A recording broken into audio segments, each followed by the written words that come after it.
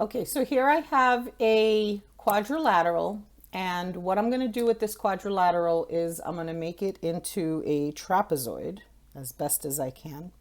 Now, in order to make it into a trapezoid, notice that I have two parallel sides, and also notice that these two parallel sides are not congruent.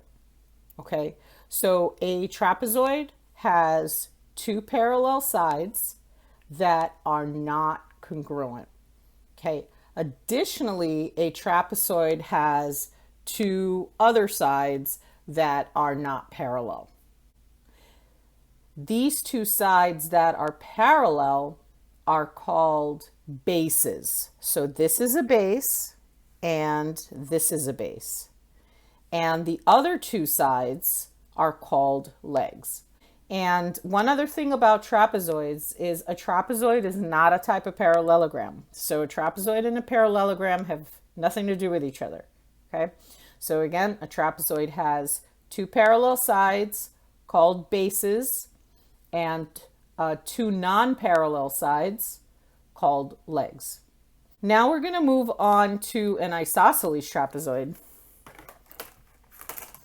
And here I have an isosceles trapezoid. Now, what makes this trapezoid isosceles is that not only do we have two pairs of sides parallel, but the other two pairs of sides that are not parallel are exactly the same length. Okay, so the two sides, the two legs are congruent, and the other two sides that are not congruent are parallel. So in an isosceles trapezoid, we have one pair of parallel sides that's not congruent and one pair of non-parallel sides that are congruent.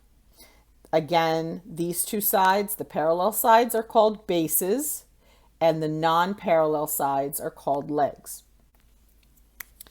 The base angles right here are congruent. These are called base angles.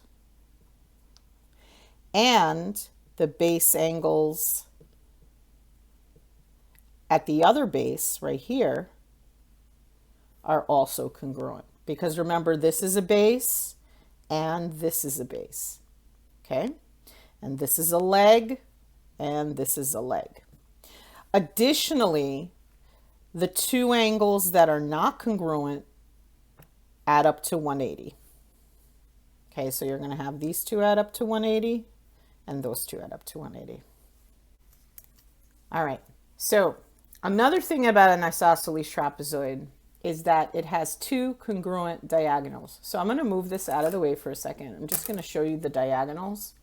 Okay, the diagonals are congruent. See, if I fold them together, they're exactly the same. They are congruent, but they don't have a midpoint. This is not a midpoint. Okay, they do not bisect each other. The point where they intersect is not in the middle. Okay, so this is how they intersect. However, notice that this piece right here and this piece right here are congruent, and additionally this piece and this piece are congruent. So you have a different congruence going on in an isosceles trapezoid than you do in a parallelogram. So I'm just going to use these to make a trapezoid. So just watch this. If I put a point here, a point here, a point here, and then a point here, see if I connect the dots, I'm going to end up with a trapezoid, an isosceles trapezoid, where again, the legs are congruent and the other pair of opposite sides are parallel. And if you create diagonals, you'll see that the diagonals cross each other in a point that's not the middle. However, you end up with congruent sides right here, and you end up with congruent pieces right here. Okay, so you have an isosceles triangle right here and an isosceles triangle right there. So once again, Here's my isosceles trapezoid. The two opposite sides that are parallel are called bases. So this is a base, and this is a base. And the two non-parallel sides are called legs. This is a leg, and this is a leg. And the legs are congruent. We also have base angles congruent. So these two angles are congruent, and these two angles are congruent. And those two angles add up to 180. So these two add up to 180, and these two add up to 180. Okay? In addition, we have congruent diagonals, but the congruent diagonals do not bisect each other.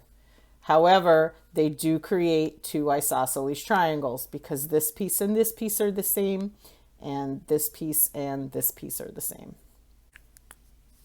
All right, one last thing I wanted to talk about is the median or the mid-segment of a trapezoid.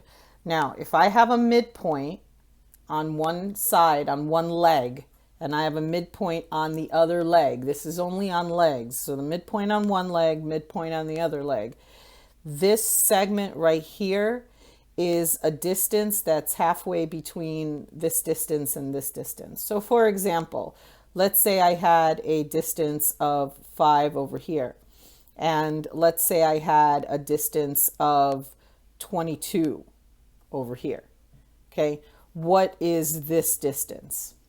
So the distance would be directly in between 5 and 22. So in order to find the distance of the median, you would just simply find the average.